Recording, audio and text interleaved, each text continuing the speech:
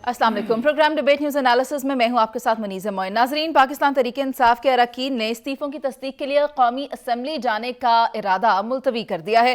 Speaker कौमी assembly की मसरूफियात के बायस अदम दस्तयाबी की बिना पर पाकिस्तान तहरीक इंसाफ ने अपना कल का इजलास भी मुलतवी कर दिया है और ये भी कहा गया है उनकी जानिब से कि स्पीकर जानिबदाराना हैं। स्पीकर की जानिब से जानिबदाराना रवैया इख्तियार किया जा रहा है। और जबकि स्पीकर की अगर बात करें तो वो ये कहते हैं कि सियासत में बातचीत होनी चाहिए और बातचीत के दरवाजे कभी बंद नहीं होने चाहिए, सियासी राब्ते जारी रहने चाहिए। पीटीआई अरकान को असम्बली आने की दावत भी दी है और कहा है कि अगर कोई हल है तो फिर वो यहीं से निकलेगा।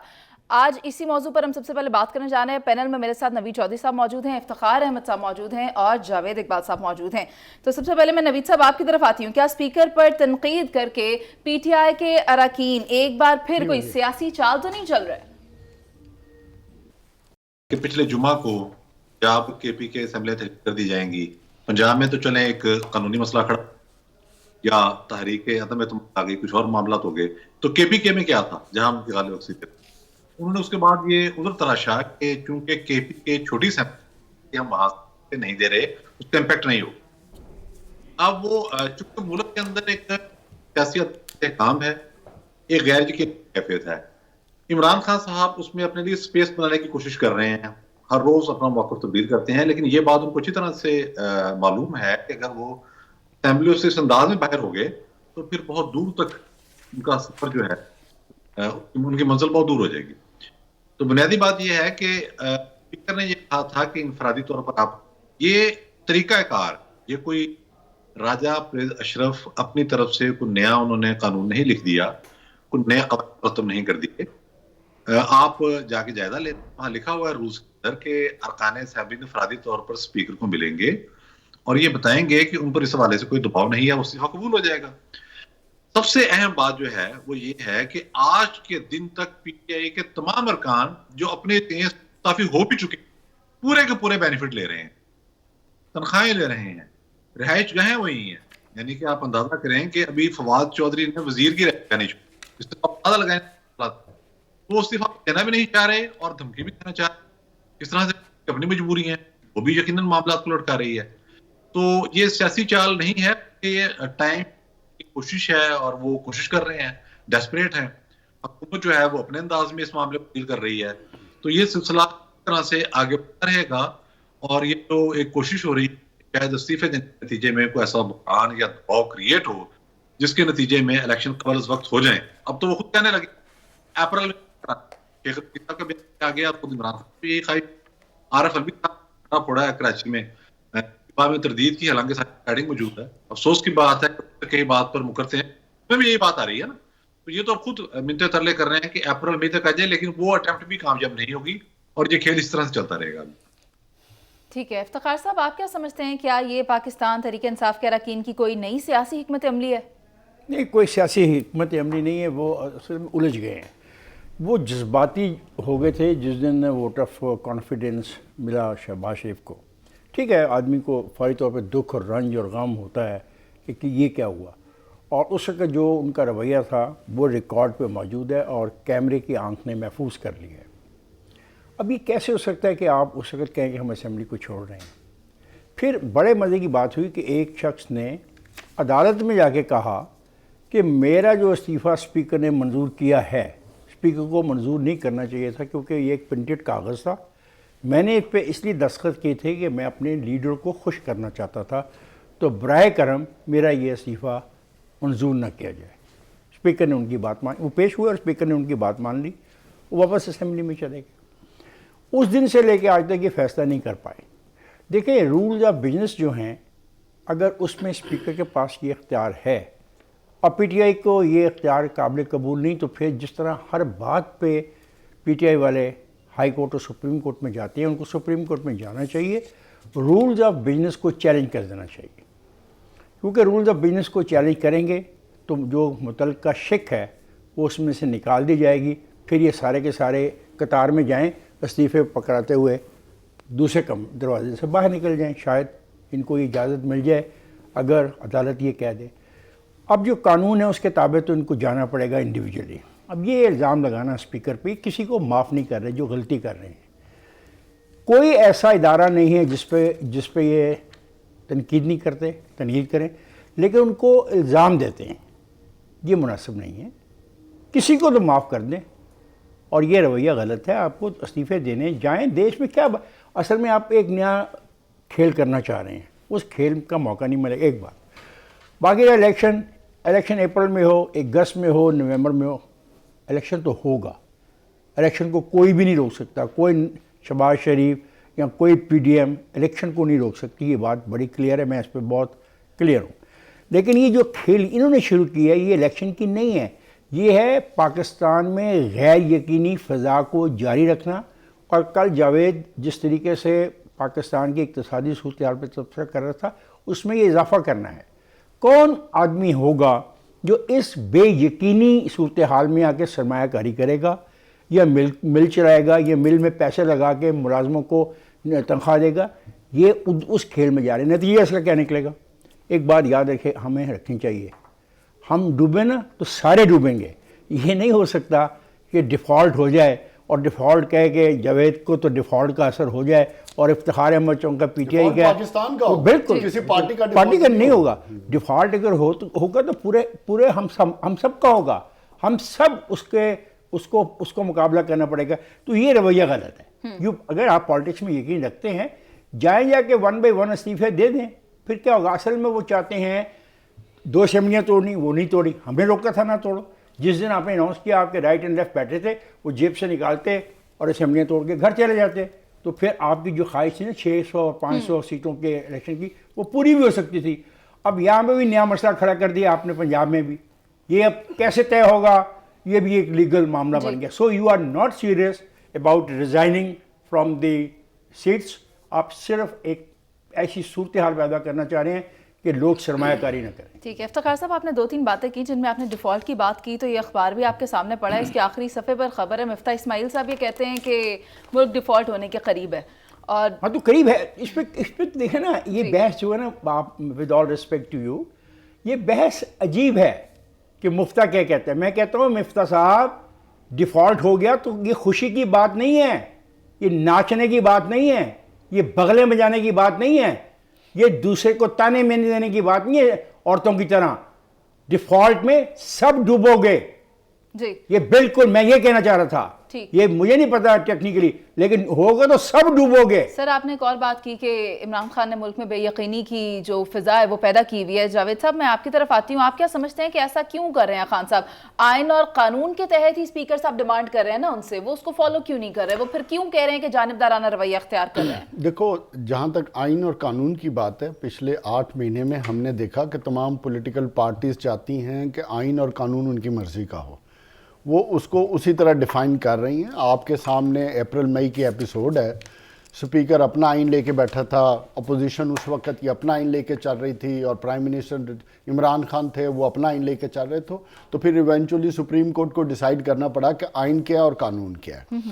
سچویشن یہ ہے کہ عمران خان نے جب استعفے جذباتی حالات میں دے تو دیے، ان کی ایک پریشر ٹیکٹس تھی اور وہ یہ چاہتے تھے حکومت کو انڈر پریشر کر کے الیکشن کی طرف لے کر چلیں. یہ ان کا ایک ٹول تھا، انہوں نے استعمال کیا. بعد میں ان کو ریئلائز ہوا یا نہیں ہوا، لیکن میں یہ سمجھتا ہوں کہ عمران خان اپنی چالیں چلتے رہے. اور یہ جو ڈھونگ ہے اور یہ ٹوپی ڈرامہ جسے میں سمجھتا ہوں کہ دونوں پولیٹیکل پارٹیز، حکومت اور عمران خان دونوں، اس کے بعد چال بازیاں کر رہی ہیں، ٹوپی ڈرامہ کر رہے ہیں، اپنی اپنی گیمیں کھیل رہی ہیں. ڈیلنگ ٹیکٹس ہے. اگر حکومت سیریس ہوتی تو وہ ایک دن میں بھی کر سکتی تھی ساروں کو، لیکن وہ سیریس نہیں تھی کیونکہ وہ الیکشن نہیں چاہتی نا، وہ الیکشن سے مفرور چاہتی ہے. اور عمران خان اگر سیریس ہوتے تو ان کو 8 مہینے نہ لگتے اسمبلیوں سے باہر آنے سے، بیکاز عمران خان کو بھی اب سوچ آ گئی ہے کہ مجھے اس کو ایز اے پریشر کے طور پہ رکھنا ہے. تو یہ سارے مل کے بنیادی طور پہ پاکستان کے ساتھ کھیل رہے ہیں، پاکستان کی قوم کے ساتھ کھیل رہے ہیں. اس چیز سے وہ نکل گئے ہیں کہ آئین کیا کہتے ہیں یا قانون کیا کہتے ہیں، اس سے کس کو کیا فائدہ ہوگا. وہ صرف اپنے مفادات، ذاتی انا، ذاتی ایگو کے ارد گرد گھوم رہے ہیں. ورنہ یہ کوئی اتنا مشکل کام نہیں تھا جتنا کہ انہوں نے ڈال دیا. पंजाब असेंबली और सूबाई असेंबलियों का मामलात का भी अभी जिक्र हुआ, वही टोपी ड्रामा उधर किया गया। हाँ जी। सो एक दूसरे को कभी हुकूमत कहती है, राना सनाउल्लाह से लेके तमाम मिनिस्टर्स एक लाइन में खड़े होकर हम अगले सेकंड में इलेक्शन करा देंगे, हम अगले सेकंड में दूसरी तरफ इमरान खान की और दूसरी तरफ इमरान खान, हम अभी इस्तीफे दे रहे हैं, जब इमरान खान चाहते थे दे सकते थे तब दी नहीं। बात वही है कि जो मैंने बात की कि इन्होंने मुल्क और कौम का शुगर लगाया हुआ है, ड्रामा खेल रहे हैं, इससे ज्यादा कुछ नहीं है। और इसका हासिल वसूल क्या है?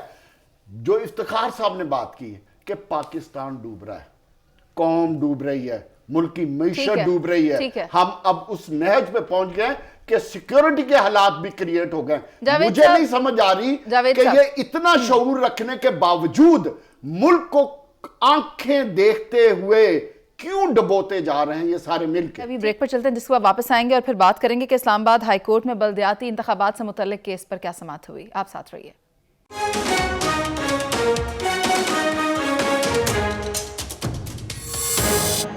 नाज़रीन, 31 दिसंबर को होने वाले बल्दियाती इंतखाबात मुलतवी कर दिए गए हैं। चीफ इलेक्शन कमिश्नर कहते हैं कि 2 बार हल्का बंदियां पहले हो चुकी हैं, अब तीसरी बार होने जा रही हैं। हुकूमत को ख्याल क्यों नहीं आता? हुकूमत ने कमीशन को पेचीदा सूरत हाल में डाल दिया है। और मैं यही सवाल लेकर इफ्तिखार साहब आपके पास आना चाहूँगी, क्या आप मुझे बता सकते हैं कि बार बार इंतखाबात से जो फरार हो रहे हैं, ये क्या जमहूरी रवायात के मुताबिक हो रहा है? ये इस बात का सबूत है कि इस्लामाबाद के हलके में पाकिस्तान मुस्लिम लीग नून के पास शायद पूरे उम्मीदवार भी नहीं हैं। और ये वो हकीकत है जिसको जितनी जल्दी वो रियलाइज़ कर ले पार्टी, उसी के लिए बेहतर है। कब तक ये इंतखाब मुलतवी करवाती रहेगी? ये इंतखाब पाकिस्तान की जमहूरियत की बुनियाद है। और जब जमहूरी अमल की हम बात कहते हैं ना, वोट को इज़्ज़त दो, तो वोट को यहाँ भी इज़्ज़त देनी है हमें। जो वहाँ के रहने वाले हैं उनका वोट भी उतने काबिल एहतराम है जितना मेरा है। अब आप इसलिए वहाँ से चेंज करते जा रहे हैं शेड्यूल को कि आपके पास कैंडिडेट्स नहीं हैं, तो कैंडिडेट्स तो शायद आपको मिलेंगे भी नहीं वहाँ। जो MNA वहाँ का है PTI का, आप उसकी लाख बुराई करें, और वो है भी ऐसा कोई अवामी आदमी नहीं है, लेकिन उसने वहाँ पे काम किया है और उसने वहाँ पे एक टीम ऐसी तैयार कर ली है जो इस पोजीशन में है कि पाकिस्तान मुस्लिम लीग नवाज़ को टफ़ टाइम दे सके। मैं 36 के करीब ऐसे हलकों के बारे में जानता हूँ जहाँ पे परसों तक कोई क्लियर उम्मीदवार नहीं मौजूद था पाकिस्तान मुस्लिम लीग नवाज़ का। अगर इस बिना पे आपने शेड्यूल चेंज करवाना है तो ये अफसोसनाक है। देखें, इलेक्शन में हार और जीत जो है वो होती है। एक ज़माने में पीपल्स पार्टी के पास भी 17-18 नशिस्तें रह गई थी, लेकिन वो भागी तो नहीं थी। आप भाग रहे हैं, और आप उस चीज़ से भाग रहे हैं जो आर्टिकल 148 में आपकी रिस्पॉन्सिबिलिटी है। और याद रखिएगा, अगर आप ये इलेक्शन नहीं जीत सकते ना, तो वहाँ की जो कौमी असम्बली की 2 नशिस्तें हैं ना, फिर उनके जीतने का आप दावा कैसे कर सकते हैं? और अगर आप जीत भी गए तो फिर बहुत सारे सवाल उठेंगे कि आप लोकल बॉडीज़ का इलेक्शन तो वहाँ से जीत नहीं रहे थे, तो 2 कौमी असम्बली की सीटें कैसे जीत गए? तो मैं ये मशवरा दूंगा एज ए जर्नलिस्ट कि संजीदगी इख्तियार करें, लोगों पे एतबार करना सीखें और लोगों के पास जाएं। और लोगों के पास जाएंगे तो फिर इस मुश्किल का सामना नहीं करना पड़ेगा। क्यों आप इस अदारे को मुश्किल में डाल रहे हैं? क्यों इलेक्शन कमीशन ऑफ पाकिस्तान को मजबूर कर रहे हैं कि वो डेट्स आप चेंज करें? ये मुनासिब नहीं है। मैं तो यही कहना चाहूँगा इस सारे मामले में, क्योंकि ये अफसोसनाक है। इलेक्शन 31 दिसंबर को हो जाने चाहिए थे, और आज हम ये कह रहे हैं, please respect the democracy, respect the democratic institutions and respect the people and the voters. Javed साहब, आपकी राय लेना चाहूँगी। आप क्या समझते हैं, ऐसा कौन सा तीर मार लिया जाएगा डिले करने के बाद? क्यों डिले किया जा रहा है 2 बार पहले और अब भी? यहाँ तक कि जो बात सामने आ रही है वो यही है कि हुकूमत ने इलेक्शन कमीशन को पेचीदा सूरत हाल में डाल दिया है। ऐसा क्यों हो रहा है? देखो, थोड़ा सा हमें 3-4 महीने पीछे जाना पड़ेगा। हुकूमत ने एक प्लानिंग की, प्लानिंग के तहत उन्होंने कौमी असम्बली के अपनी मर्ज़ी के हलके चूज़ किए, और उन्होंने ये सोचा कि अगर हम उन हलकों में इलेक्शन करवाएंगे तो फिर हम इलेक्शन जीत जाएंगे, तो इससे हम عمران خان اور اس کے بیانیے کو شکست دے سکیں گے. بدقسمتی یہ ہے کہ وہ ان الیکشنز ہار گئے. یہ وہ ڈر ہے, یہ وہ عمران خان کا خوف ہے جو ان کو عوام سے راہ مفرور کی طرف لے کر جا رہا ہے. یہی وہ چیز ہے جس شکست سے یہ ڈر کے اپنی 26 کلومیٹر کی حکومت بھی بچا نہیں پا رہے ہیں. افتخار صاحب نے بڑی بات کی ہے کہ آپ کو اس خوف کی دیوار سے نکلنا پڑے گا. اگر آپ جمہوریت پہ یقین رکھتے ہیں, آئین پہ یقین رکھتے ہیں اور آپ چاہتے ہیں کہ اس ملک میں جمہوریت چلے, تو پھر آپ کو عوام کے پاس جانا پڑے گا. آپ عوام سے بھاگ نہیں سکتے. بدقسمتی کیا ہے کہ پی ٹی آئی کی حکومت 50 یونین کونسل سے 101 کر کے گئی ہے, اور بھئی 6 مہینے میں کون سی اتنی بڑی آبادی بڑھ گئی ہے within 6 months کہ آپ مجبور ہو گئے کہ آپ کو لاسٹ منٹ پہ 125 پہ جانا کہ خواہش کا اظہار کر دیا. اس کی صرف ایک وجہ ہے کہ آپ بھاگنا چاہ رہے ہیں. ان کو پہلے تو احساس نہیں تھا اس بات کا, اس لیے انہوں نے الیکشن بھی اناؤنس کرا دیے, پھر پیپرز بھی فائل ہو گئے, کینڈیڈیٹ بھی آ گئے, کمپین بھی سٹارٹ ہو گئی. جب الیکشن قریب آیا تو انہوں نے دیکھا ادھر تو ہمیں فارغ ہو رہے ہیں, ہم پی ٹی آئی تو ادھر جیت رہی ہے. یہ ہے وہ راہ مفرور. ان کو پتہ ہے کہ اگر اسلام آباد سے دوبارہ پی ٹی آئی جیت گئی تو عمران خان کا بیانیہ اور سٹرانگ ہو جائے گا. تو اگر وہ جو اکتوبر سے بھی راہ فرار اختیار کر رہے ہیں تو پھر ان کو کہیں اور جگہ نہیں ملے گی. پھر اس حکومت کی حیثیت اور لیجٹمیسی کو چیلنج کرنا آسان ہو جائے گا. یہ وہ وجہ ہے جس کی وجہ سے, کیونکہ عمران خان تو پچھلے 8 مہینے سے ایک ہی بیانیے پر لے کر چل رہے ہیں کہ آپ عوام کا ٹرسٹ کھو چکے ہیں. اگر آپ جمہوریت پہ یقین رکھتے ہیں تو آپ کو حکومت چھوڑنا پڑے گی, نیکسٹ الیکشن پر جانا پڑے گا. اس لیے وہ چھوٹے سے چھوٹے الیکشن سے مفرور. لیکن بدقسمتی آگے آپ دیکھو کہ آج ادھر سے بھاگ رہے ہیں, کل جو فروری یا مارچ میں کراچی میں ہونے لوکل باڈیز, پھر آپ ادھر سے بھاگو گے. اپریل میں پنجاب میں لوکل باڈیز کے الیکشن, کوئی نہیں ہو رہے, کہاں سے بھاگیں گے؟ کوئی نہیں ہو رہا. تو افتخار صاحب کہانی کو اتنا بھی نہ بڑھا دو جتنی ہے نہیں. جمہوریت کو لپیٹ کے کہیں اور اس حد تک ٹھیک ہے, لیکن کہانی کو اتنا بھی نہ بڑھا دو جتنی نہیں ہے. افتخار صاحب جو نظر آ رہا ہم نے وہی بات وہاں کی ہے, وہ تو وہاں پھر تک جمہوریت کو لپیٹ دیں. اگر پھر ون مین رول چلنا ہے کہ لوگوں کی خواہشات, جو اقتدار کی بھائی جو آپ کی خواہشات ہیں نا وہ بھی پوری نہیں ہوں گی. اس ملک میں الیکشن ہوں گے. کب ہوں گے؟ بالکل جب کانسٹیٹیوشن کے مطابق. ایسا کون سی سچویشن ہوگی کہ آپ کو ایک دن الیکشن چینج کرنا پڑ گیا؟ بھائی وہ تو میں نے کہہ دیا. اب تم اس بات کو سارے پاکستان میں پھیلانا چاہتے ہو, غلط ہے, غلط ہے. ٹھیک ہے, تمہاری خواہش ہے. جاوید صاحب ہمارے ساتھ نا نوید صاحب بھی ہیں, میں ان کی رائے لے لیتی ہوں. نوید صاحب آپ سے پوچھنا ہے کہ حکومت ہر دوسرے دن الیکشن ایکٹ میں ترمیم کر کے بلدیاتی انتخابات کو ملتوی کر دیتی ہے. آپ کیا سمجھتے ہیں یہ سلسلہ کبھی رک سکے گا؟ اس کو ہم 2 حوالوں سے دیکھیں گے, ایک قانونی حوالے سے اور دوسرا جمہوری حوالے سے. قانونی حوالے کی بات پہلے کرتے ہیں. سپریم کورٹ آف پاکستان کی ایک ججمنٹ موجود ہے جس میں یہ کہا گیا ہے کہ جس وقت انتخابی عمل شروع ہو جائے تو پھر پولنگ منسوخ نہیں کی جا سکتی. یہ ججمنٹ موجود ہے اور یہ یقینی طور پر الیکشن کمیشن آف پاکستان کو بھی علم ہے, یہ اس کا اسلام آباد ہائی کورٹ کو بھی علم ہوگا. میں تو حیران ہوں کہ جب ادارے موجود ہیں تو اور پہلے فیصلے بھی موجود ہیں, عدالتی نظائر بنی ہوئی ہیں, تو پر عمل درآمد کیوں نہیں ہوتا؟ اب آگے جمہوری بات, سادہ سی چیز ہے. کیا بلدیاتی جو ادارہ ہے بات کے اندر اس کی مدت پوری ہو گئی؟ جی ہو چکی. الیکشن جو ہیں وہ قانون کے مطابق اسی وقت ہونے چاہیے. جی بالکل ہونے چاہیے. تو ڈیلے کرنے کا مقصد کیا ہے؟ ڈیلے کرنے کا مقصد یہ ہے کہ شکست کا خوف. دیکھیں بلدیاتی میں ہیں دھڑے بنیاد پر ہوتے ہیں, آپ کا جو تعلق ہے اس کی بنیاد پر.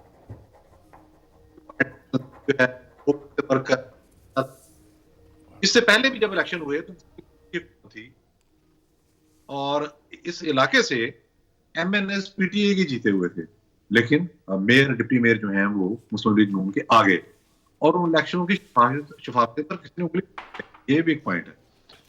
اب بات یہ ہے کہ انہوں نے اپنی پارٹی پر کام نہیں کیا, جو کہ نہیں, اس میں کس کا قصور ہے؟ اگر مسلم لیگ نے عمران خان کے بیانیے کا مقابلہ نہیں کیا میڈیا کے, جو کہ نہیں کیا, تو کس کا قصور ہے؟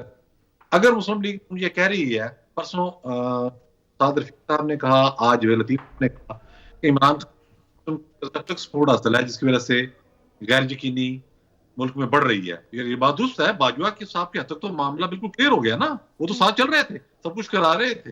اب کیا ہو رہا ہے یہ بھی ہمیں پتہ نہیں ہے. یہ ساری چیزیں ساتھ ساتھ چلیں گی. آپ کو اپنے کارکنوں پر, اپنی پارٹی کی تنظیم پر, لوگوں کے ساتھ رابطے پر اتنا یقین ہونا چاہیے کہ آپ الیکشن میں جائیں.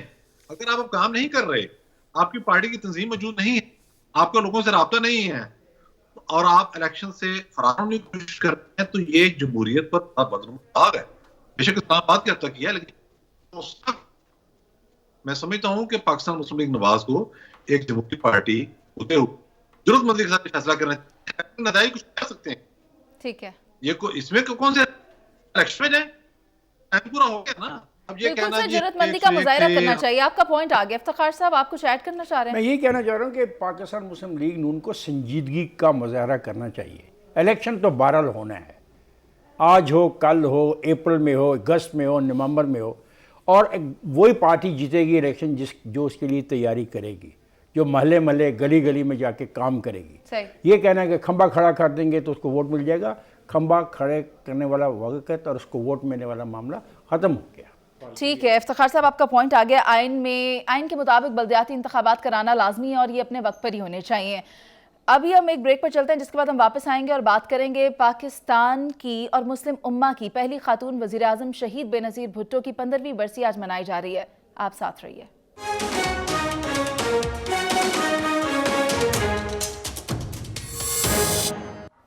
جمہوریت کی سربلندی کی علامت شہید محترمہ بے نظیر بھٹو کو بچھڑے 15 برس بیت گئے, وہ آج بھی دلوں میں زندہ ہے.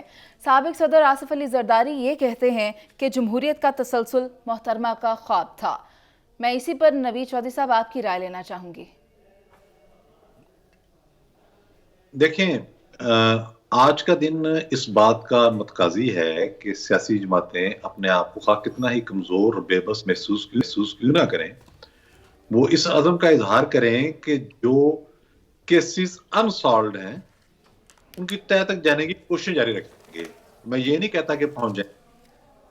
بے نظیر بھٹو صاحبہ پاکستان آئیں تو کسی نے یہ کہا کہ آپ کی سلامتی کا دار و مدار میرے ساتھ ہونے والی ڈیل پر ہوگا, میرے ہاتھ میں ہوگا. کسی نے کہا تھا نا, جلال مشرف نے کہا تھا. اس کے بعد ہم یہ کہا گیا کہ مجھے جان کا خطرہ, جہاں محترمہ کو جان کی آمد پر کراچی میں بھی سینکڑوں لوگ ہمارا المیہ یہ رہا ہے کہ پاکستان کے اندر مقبول کو موت اتارا گیا ہے, تو ہم نے صرف یہ ہے کہ ایگزیکیوٹ کس نے کی, وہاں ہم گئے ہی نہیں کہ منصوبہ کس نے بنایا ہے.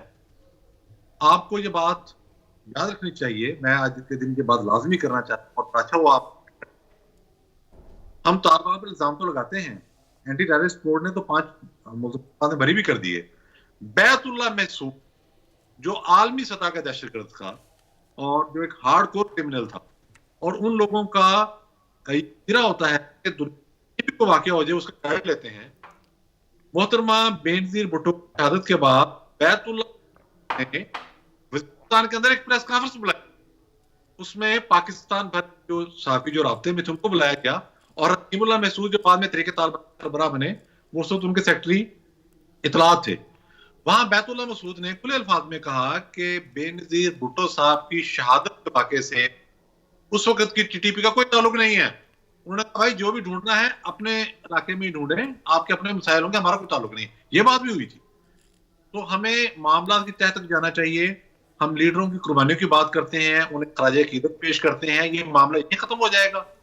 بے نظیر بھٹو پاکستان کی بین الاقوامی شہرت یافتہ لیڈر جن کی بات تھی, اپنے والد, عظیم والد ذوالفقار علی بھٹو شہید کی جانشین, جنہیں ہم نے عدالتی قتل کے ذریعے پھانسی پر لٹکایا. اور سب جانتے ہیں عدالتی قتل تھا. جسٹس حسن شاہ نے افتخار صاحب کے پروگرام کے بیٹھ کے کیا کہ مجھے کہا گیا تھا کہ یہ پھانسی آپ نے دینی ہے, آپ اندازہ لگائیں, اور ہم نسیم حسن شاہ کا بھی کچھ نہیں کر سکے. تو یہ بہت بڑا المیہ ہے. بات پھر وہی ہے کہ ہم نے یہ نہیں دیکھنا ہمارے مقبول لیڈر شہید کیے گئے, ان کا فتویٰ کیا کرتے رہیں گے, لیکن ہم نے یہ بھی دیکھنا ہے کہ ان کو شہید کرنے میں منصوبہ ساز کون تھے. جب تک ہم وہاں نہیں پہنچیں گے اس طرح کے المیہ جاری رہیں گے. ٹھیک ہے جاوید صاحب آپ کیا سمجھتے ہیں؟ میں چاہوں گی کہ آپ بھی اس میں کچھ ایڈ کر دیں. دیکھیں پہلی چیز تو میں ریکارڈ کی درستگی کے لیے کہہ دوں کہ بیت اللہ محسود کس کا ایجنٹ تھا یہ سب کو پتہ ہے، اور کس کے لیے کام کر رہا تھا اور کس کی انفارمیشن پہ اس نے یہ سارا کام کیا اور کن سے چھپتا پھرتا تھا، اور جب پاکستان آرمی اس کے پیچھے گئی ہے کس نے اس کو انفارم کیا اور کیوں وہ اپنی لوکیشنیں بدلتا رہا، یہ سب بتا دو نا. یہ امریکنز کے کہنے پہ کام کر رہا تھا. اور بے نظیر بھٹو صاحبہ پاکستان آئیں، کس طرح آئیں یہ سب کو پتہ ہے، ان کی کتابوں میں بھی ذکر ہے، اور کس طرح ان کو سیکیورٹی تھریٹ تھا. لیکن ڈسپائٹ دیٹ آل وہ ایک ایسی سوچ، فکر اور ویژن والی خاتون تھی، ایسی لیڈر تھی جن کا ڈائریکٹلی عوام سے تعلق تھا.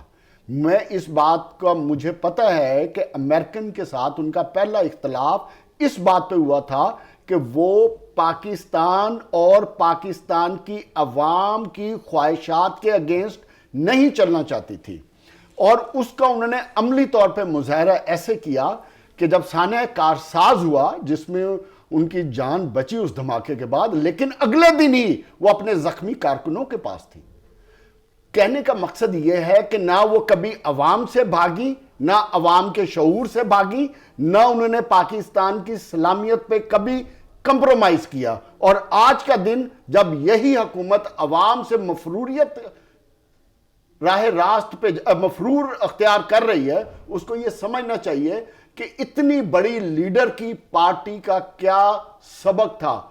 یہی وہ بات ہے جس کی ہمیں جمہوریت کو اگر ہم نے مضبوط کرنا ہے تو ہمیں محترمہ سے سبق سیکھنا چاہیے. اور آصف علی زرداری کی وہ جو بیان تھا کہ جی جمہوریت جو ہے وہ سب سے بڑا انتقام ہے، وہ انتقام کیا تھا کہ عوام کی آپ خدمت کریں، عوام کے ساتھ چلیں، عوام کے ساتھ رہیں تو عوام ہی آپ کا ریونج لیتے ہیں. لیکن بدقسمتی کیا ہے کہ ان کی شہادت کو آج ہوئے کوئی تقریباً 15-16 سال ہو گئے، لیکن ہم کچھ نہیں کر سکے. ہماری حکومتیں آئیں، بدلتی رہیں، ہم کسی ایک حکومت کو کیا مورد الزام ٹھہرائیں؟ ہم نے کیا کنکلوژن نکالا؟ کیا یہی شہادتیں ہوتی رہیں گی؟ کیا ہمارے لیڈر اسی طرح قربان ہوتے رہیں گے؟ کیا ہم اسی طرح کمپرومائز کرتے رہیں گے؟ اگر یہ ہمارے رویے رہے تو یاد رکھیں یہ ملک آگے نہیں جا سکتا. ہمیں اپنے لیڈروں کی قربانی سے سبق لینا پڑے گا، اپنے لیڈروں کو بچانا پڑے گا، ان کی شہادتیں ہمیں قبول نہیں کرنی. ٹھیک ہے آپ یہ دیکھیں کہ ایک ایسی لیڈر، وہ میں پچھلے دنوں بلاول بھٹو جاوید صاحب آپ ٹھیک کہہ رہے ہیں. ایک آخری لائن کہ کتنی بڑی بات اپنے بیٹے کو سمجھا رہی ہیں کہ بیٹا شوخی اور شو آف کرنے سے انسان بڑا نہیں ہوتا، انسان چھوٹا ہوتا ہے. یہ وہ چیزیں جو اتنی بڑی ٹھیک ہے جاوید صاحب آپ کا پوائنٹ آ گیا. افتخار صاحب کیا آپ نہیں سمجھتے کہ لوگ بھی آتے ہیں اور لوگ چلے بھی جاتے ہیں، اقتدار بھی آتا ہے، اقتدار بھی چلا جاتا ہے، لیکن جو رہ جاتی ہے وہ لیگیسی ہوتی ہے؟ بالکل لیگیسی ہوتی ہے. اور دیکھیں نا یہ لیگیسی ہے نا، مطلب آپ دیکھیں کہ اس کے والد کو پھانسی دی گئی، وہ اس کا تنہا لڑکی تھی، بالکل تنہا، ایز وی نو ہر. اور اس پہ کیا بیتی ہوگی؟ وہ جیل میں تھی، اس کی ماں جیل میں تھی، اور اس کے باپ سے آخری ملاقات جو کروائی گئی وہ انسان کو اندر سے توڑ کے رکھ دیتی ہے اگر وہ سارا واقعہ ہم پڑھیں. تو اس عورت نے جد و جہد کی، اس نے ورکرز کو اکٹھا کیا، اپنے ساتھ ملایا. جب لاہور آئی سارا دن سڑک پہ چلتی رہی. اور یہ بات جو ابھی جاوید نے کہی، جب کارساز والا واقعہ ہوا وہ اتنا خوفناک واقعہ تھا کہ اس میں سینکڑوں پیپلز پارٹی کے ورکروں کی جان گئی، لہو ہی لہو تھا ساری جگہ پہ. اگلے دن وہ خاتون ان کے ساتھ تھی، ان کے گھروں میں پرسہ کرنے گئی تھی. یہ ہوتی ہے لیڈرشپ، یہ ہے ذوالفقار علی بھٹو کا وہ فکرہ. ذوالفقار علی بھٹو نے ایک دفعہ خطاب کرتے ہوئے کہا، ایک ذوالفقار علی بھٹو تم ہو اور ایک ذوالفقار علی بھٹو میں ہوں. ایک تم میں بھٹو بیٹھا ہے، ایک میں بھٹو بیٹھا ہوں. یہ جو بھٹو کا کانسیپٹ ہے عوام کا اور لیڈر کا، یہ اسی خاندان کے آخری جو شہادت ہے اس سے سیکھنا چاہیے. ایک بات، اور یہ بات مجھے بھی دکھ پہنچاتی ہے کہ ہم کیوں کر 15 سال کے بعد بھی اس کے قاتلوں کو سزا نہیں دے سکے. کیا ہمارا نظام اتنا کمزور ہے؟ دن دہاڑے لاکھوں لوگوں نے دیکھا ٹی وی کے اوپر کہ کیا واقعہ ہوا اور ہم سزا نہیں دے سکے. نظام کی خرابی ہے یا کسی کو بچانے کا سارا ڈھونگ ہوتا ہے؟ لیاقت علی خان کو پبلکلی اپنا قتل کیا گیا، और कातिल को वही भी गोली मार के मार दिया गया ताकि कातिल बता न सके उसको किसने भेजा है। ये रवैया भी कोई अच्छा रवैया नहीं है। और ये एक बात याद रखे, पाकिस्तान पीपल्स पार्टी भी, पीपल्स पार्टी नाम है अवाम का, अवाम की ख्वाहिशात को मुकम्मल करने का। और जब तक आप अवाम के साथ रब्ता नहीं रखेंगे, बंकर्स में रहना शुरू करेंगे, वो नताइज नहीं निकलेंगे जो बेनज़ीर ने आपको लेके दिए। उसको पता था, उसको एक रात पहले जाके मुशर्रफ के मोस्ट सीनियर इंटेलिजेंस अफसरों ने कहा कल ख़तरा है। उसने कहा अगर ख़तरा मेरी जान को है तो आपका काम है ना मुझे प्रोटेक्ट करे, मैं तो जाऊंगी। और वो गई और उसने अपनी जान दे दी। और वो जान उसकी के हिफाजत करने वाले कैसे भागे, किधर गए, उनके बयानात क्या है, सब तारीख का हिस्सा। मैं एक बात कहना चाहता हूँ पीपल्स पार्टी वालों से, बंकर्स में बैठ के सियासत नहीं हो सकती। सियासत होती है गली महलों और कूचों में। एक अगर लीडर मिल रहा है बिलावल की शक्ल में, उसको ज़ाया मत करवा देना, उससे सीखो कुछ, आगे चलो। और बेनज़ीर को ट्रिब्यूट पेश करने का एक ही तरीका है कि पाकिस्तान के लोगों को रोटी, कपड़ा और मकान दिलवा के रहो। बहुत शुक्रिया आपका इफ्तिखार साहब, नवीद चौधरी साहब और जावेद इकबाल साहब। बात वही है, पाकिस्तान की आलमी शोहरत याफ्ता लीडर बेनज़ीर भुट्टो जमहूरी जिद्दोजहद की मामार थीं और उनका ये ख्वाब था कि पाकिस्तान में जमहूरियत रहे और जमहूरियत के तसलसल में ही पाकिस्तान की फलाह है। इसी के साथ प्रोग्राम का वक्त ख़त्म हो गया। आपसे इजाज़त, अल्लाह ने के बाद।